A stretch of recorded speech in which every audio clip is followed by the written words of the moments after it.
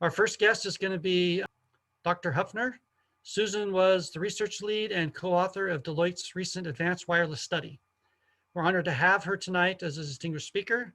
She's going to join us. She's already joined us, and she's going to be sharing the findings of that study with us. And she'll also be taking part in our panel discussion later this evening.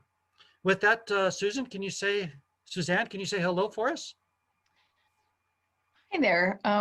As I said before, I'm really happy to be here tonight and happy to talk to you about this particular study. And I'll just say a little bit more about where I'm from. I'm from the Deloitte Center for Technology, Media, and Telecom. And we're a research center. So we typically produce various reports throughout the year on these topics. I tend to do a lot of our tech reports. So there was one not too long ago that was on the topic of AI, but more recently I've also become quite involved in some of our telecom work as well. So if you're interested in other tech topics, please reach out at my email address that's at the end of the presentation, and I might be able to point you to other materials that might be of interest from our center. So to give you a little bit of background about this study, we decided to undertake this because some of the consultants working in our telecom practice were noticing that in their conversations with clients, sometimes the perceptions that our clients had about the 5G and Wi-Fi 6 market was not matching exactly what they were hearing from their customers. And we realized there was like a little bit of a gap perhaps between those providing the technologies and those consuming them. And it just really intrigued us as to what was going on with these technologies. And it prompted us to do this study. So this was a survey-based study. We surveyed 415 IT and business executives within the United States, and they had to be executives that are responsible for networking at their company. One thing to note though is that we did the survey right before the pandemic hit. So, we are wondering if any of their answers would have changed or maybe become amplified by what's been happening with the pandemic, but that will have to wait until the next survey of this type. To get into our survey, the executives had to say that they had a solid understanding of 5G and Wi-Fi 6, and they had to have responsibility for connectivity at their companies, either for connecting employees, machine-to-machine connectivity, or customer connectivity. And their organizations needed to be either adopting 5G and Wi-Fi 6 now in the process of doing that, which could include pilots and experimentation, or sometime within the next 3 years. So first I'll talk a bit about how the networking landscape is shifting.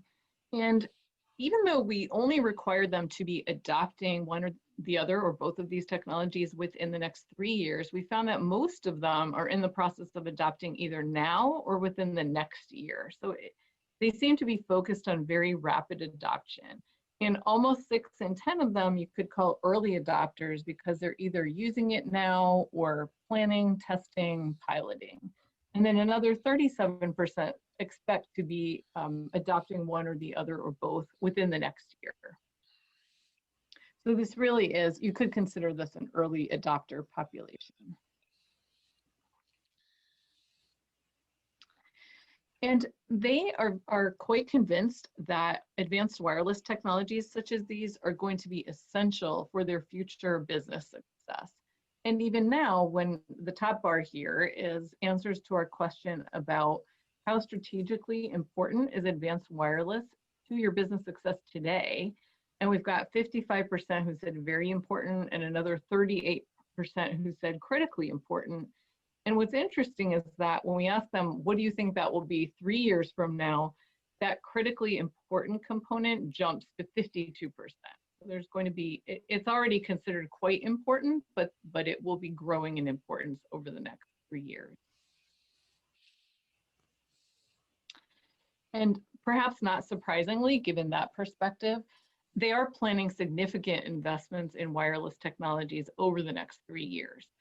So here you see how their spending pans out for wireless over the next 3 years. And probably the most interesting number on the slide is this mean investment at the bottom, which is almost 116 million that they say will be wireless investment over the next 3 years.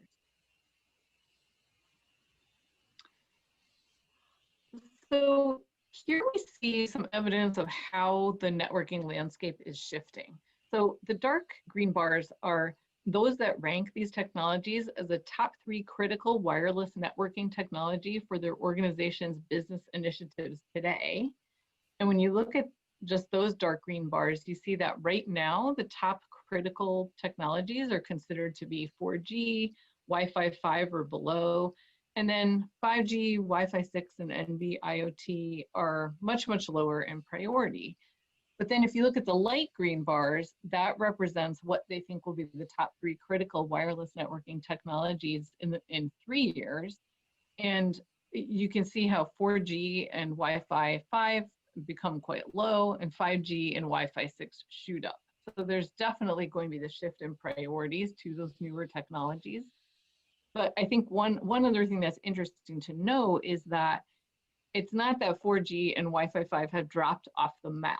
You know, they're still there. They're not as prominent as before, but for at least the next several years, it's expected that those technologies are going to coexist with the advanced networking technologies like 5G and Wi-Fi. Now I'm going to get into some thoughts around transforming with the technologies. So we're wondering, you know, what is really driving this rapid shift to the new technologies? And we asked them how old their currently installed networks are. And it turns out that the current networks are not all that old. 3/4 of them are saying that what they've installed was installed less than 3 years ago. So from that, we concluded that this shift to the newer technologies is definitely not something about old networks and a desire to replace aging networks. It doesn't seem to be about that at all. And it also doesn't seem to be about dissatisfaction, because we ask them, what is your satisfaction level with your company's current wireless networking landscape? And we had a collection here on the left of certain performance characteristics like reliability and resilience of their network, location accuracy, coverage, speed, etc., and latency. And on the right-hand side, we had a collection of characteristics that we were classifying as operational characteristics. So how secure do you think your networks are? Are you able to control and customize them easily? Can you scale your networks easily? Are they interoperable, etc.? And when you look at this, the light green is satisfied, the dark green is extremely satisfied. You see that the numbers, if you take those together, the numbers who are generally satisfied with these characteristics of their networks are really, really high, in the 80s, if not closer to 90 in some of these cases. So from that, we're taking, okay, it's not network age that's driving adoption of the new technologies, and it also doesn't appear to be dissatisfaction with what they have right now, because they're not dissatisfied with what they have right now. So obviously the motivation is coming from something else. And we think that this is the crux behind why they're adopting the advanced wireless. We think it's about unlocking innovation and being able to create competitive advantage. So 57% told us that the current networking infrastructure that their company has is preventing them from addressing the kinds of innovative use cases they would like to target. And 87% believe their company can create a significant competitive advantage by leveraging advanced wireless technology.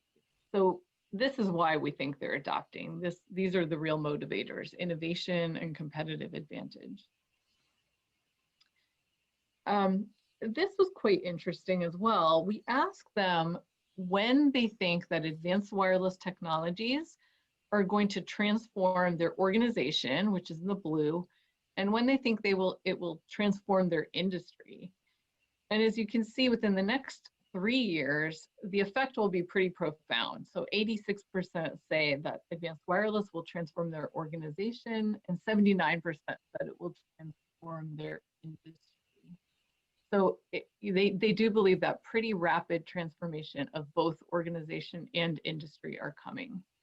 And just to give a little more context or flavor to this one, we asked a similar question in a recent AI survey that we did, and we were also seeing a big trend toward transformation over the next 3 years, but the numbers were actually lower.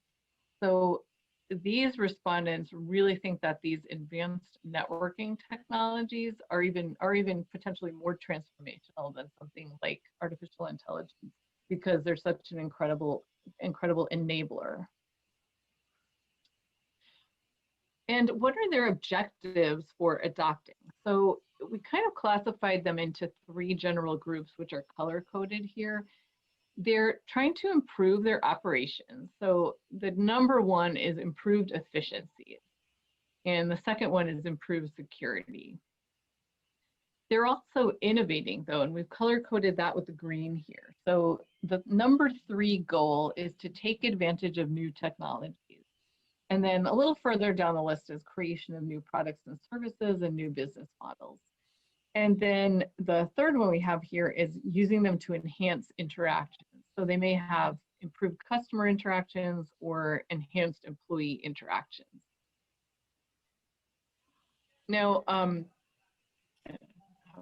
just one more point to make about that one was just that the third one, taking advantage of the new technologies. I think it's pretty notable that that is the number 3. And continuing on that theme and the theme of enabling, these respondents believe that advanced wireless is functioning as a force multiplier. So it's being used to enable the full potential of other emerging technologies. So we think that this is most likely why they were so enthused about the transformational nature of the technologies, because we have these very large percentages, above 80 and in some cases 91 and 95%, that report that advanced wireless networking is a very or extremely important to their organization's ability to take advantage of all of these other technologies. So they, I think the way to view it is that advanced wireless networking, with all the features that Rick was talking about, the faster speeds and the better latency and the greater device density, all of that is nice, but it's really a means to an end. And they want ways to enable all of their innovation in all of these other areas. So a little bit more about how the adoption seems to be unfolding. We asked who are the top roles that are leading the charge for adopting advanced wireless at their company. And IT roles are definitely bubbling to the top, so we could say that they are leading the charge right now, led by the CIO, CTO, executives that are below the C-level, and then the IT managers. But the fourth one was CEOs and presidents. And they're pretty prominent. They're at least at the level of IT managers as those that are leading the charge. So I think what we interpret from that is that advanced wireless isn't just a technical issue, but is also viewed as being very strategic to these businesses. And that's why the CEOs and presidents are so involved in the effort.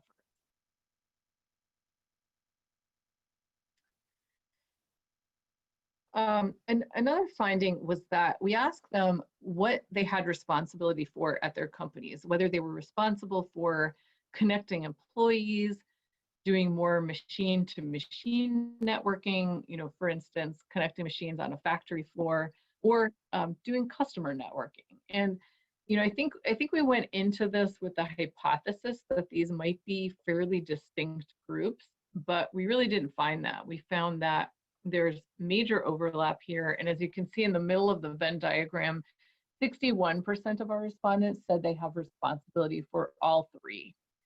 So I think at least now and in the near term, responsibility for these things is not highly differentiated yet. And there is a lot of overlap where the same employees will have responsibility for networking in all of these kinds of areas.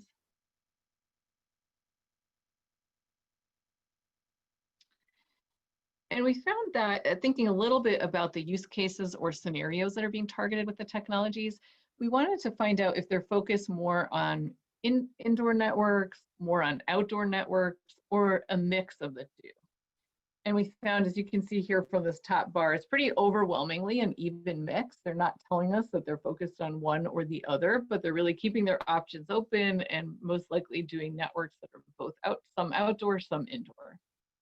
And then on the bottom bar here, we wanted to find out if they're more focused on fixed networks where the devices or sensors or things that are being connected are not going to be mobile, or whether they're more focused on networks of moving devices. And again, they kind of hedged their bets and said it's going to be an even mix.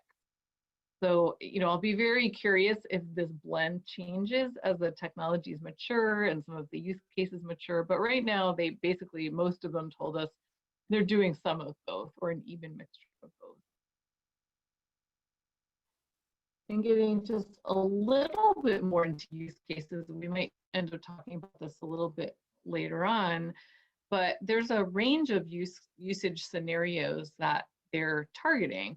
So for employee networking, the number one, which I think we can all identify with, since we've all been working from home and using Zoom a lot, the number one is workplace communication. So sorry, I took that away a little bit too fast and there it is.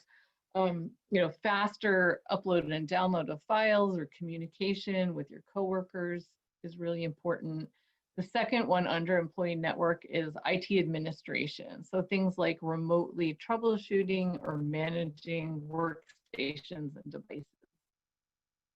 In machine networking, we're seeing things like advanced analytics. So doing analytics on sensor generated data and getting into edge computing. Advanced analytics is also the top use case under customer networking. So being able to figure out what customers are doing in terms of shopping patterns and using data from that for things like forecasting or making recommendations. So you can see a gamut of different things here. We've also got things listed like telemedicine, which I think is a use case that probably has become more important during the pandemic times that we're living in as well, and automation.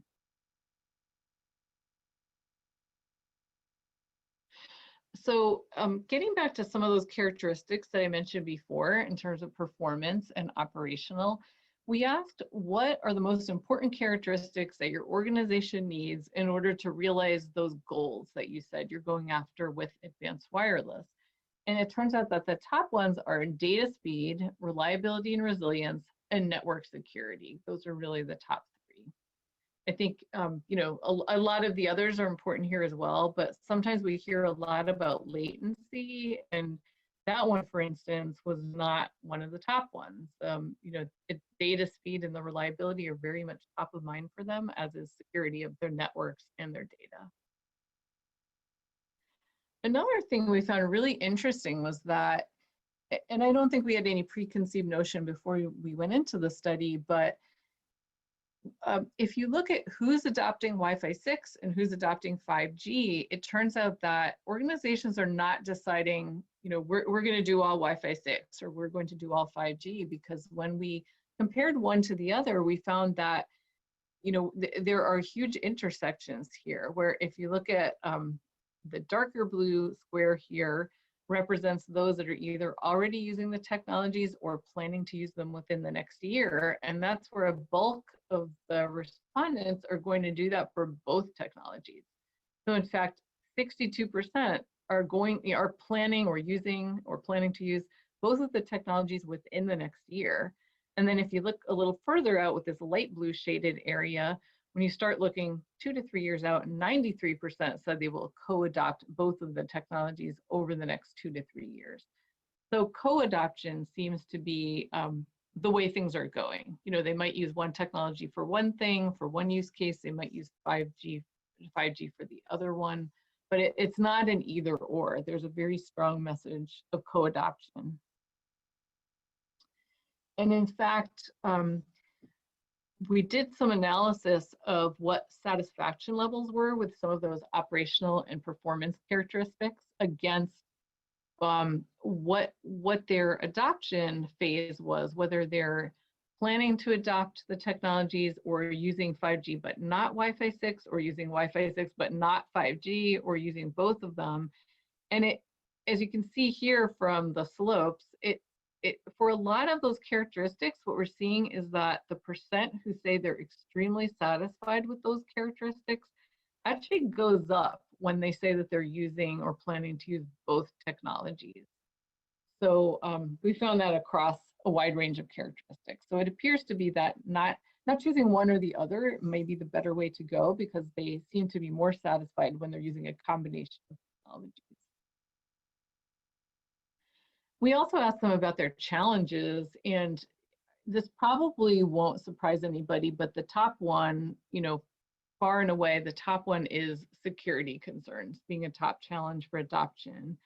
And then, a far second one in second place is the concern about backward compatibility with existing systems.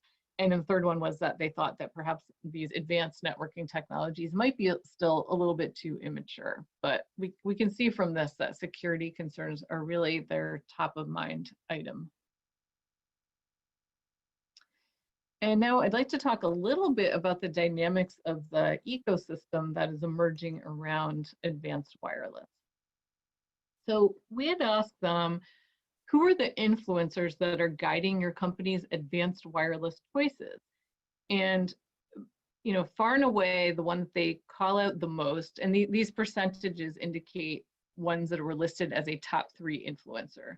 Their IT staff is their top choice here.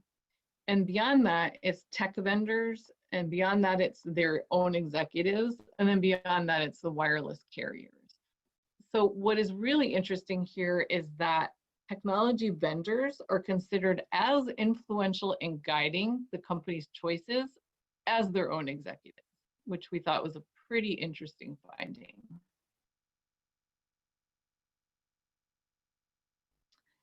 And they seem to have very diverse partnerships. So we asked, how many of these different kinds of providers do you engage with? Whether it's component providers, the companies that provide chipsets or handsets like phones, whether it's network equipment providers, infrastructure providers, consulting firms, private network providers, or carriers. And we ask whether they use 1 or 2 of them or more than 2 of them. And as you can see in the dark blue on the right, a pretty good percentage of them are actually using more than 2 providers in each of these areas. So they are engaging with a lot of different kinds of providers to implement and manage their wireless initiatives. But something that might give anyone that's working in this ecosystem right now, whether they're a wireless carrier or a tech company or a component provider, et cetera, something that might give them pause is this slide. So we asked, how willing are you to consider using a different provider for any of these kinds? Are you somewhat willing to explore a new provider, definitely willing to explore, or prefer to continue engaging with your current providers? So the light blue here, the numbers that are below 25%, are those that said they prefer to keep engaging with current providers.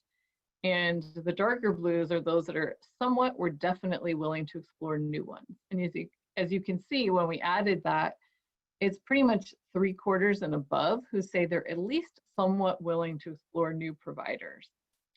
So probably, a little bit of worrisome news for anyone that's in this space that considers themselves kind of an incumbent, but also a sign that there's a lot of opportunity for new players to come along and make customers very happy.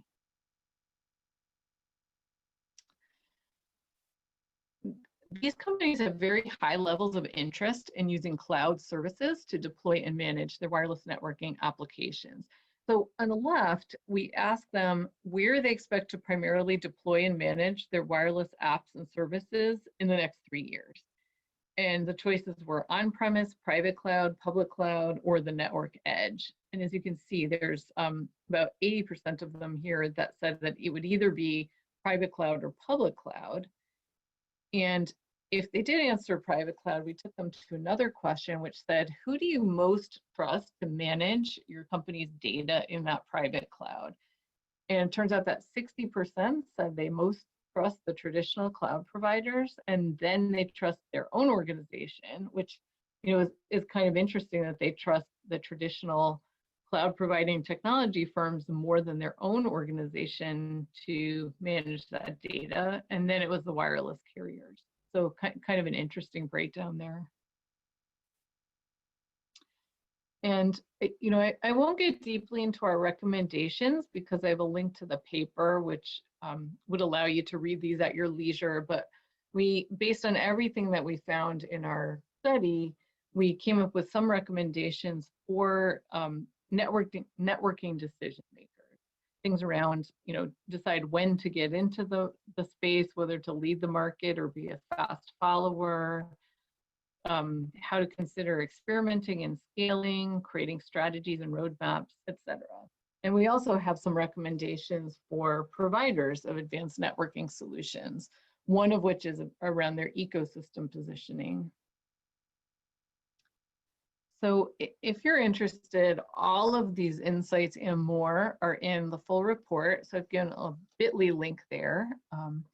And I'm also available if you email me. I'd be happy to talk with you more or put you in touch with people who can answer your questions.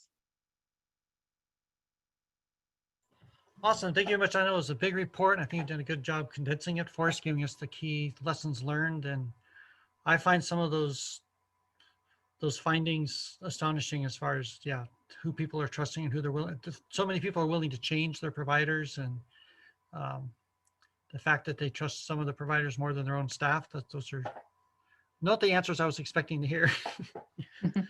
Please stick around with us. You're going to be joining us for the panel discussion shortly afterwards. So we'll have a chance to hear from Suzanne again.